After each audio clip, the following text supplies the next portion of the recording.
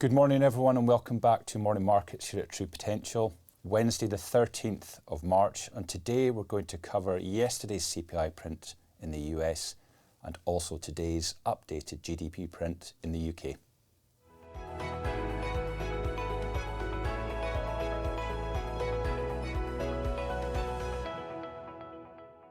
So let's focus in first on the UK GDP print for the month of January.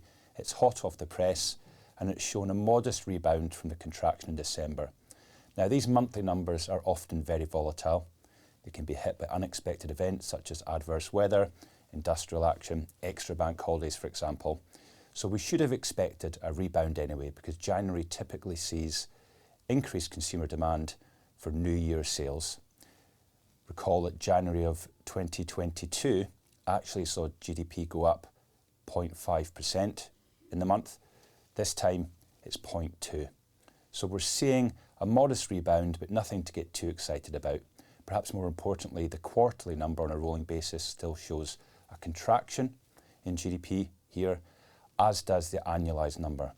Now, this is a problem because of yesterday's jobs data as well, which shows that the private sector continues to see a modest contraction in the number of people in private sector employment. This makes it difficult, for example, to see how the UK can grow materially with very low private sector job growth, falling nominal wages within the private sector, that is trending back below 3%, and also a very modest GDP impulse. It's going to take a lot in the UK, for example, for GDP to grow close to 1%, which is what the Office for Budget Responsibility forecast last week, and also plus 1.9% for 2025, seems some distance away, given we aren't yet seeing the real impulse in private sector job creation. But elsewhere in the US, we've seen another firm CPI print for the month of January.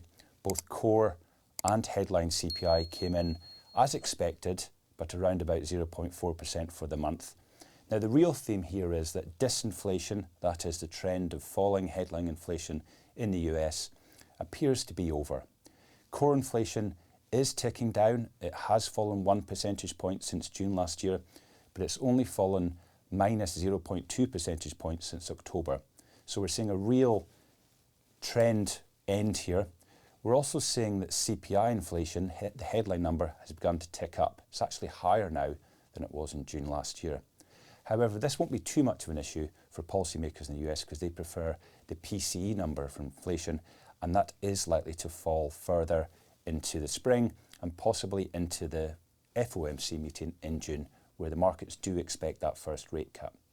Now, there are some volatile measures influencing the CPI measure up, which aren't going to influence the PCE measure up either.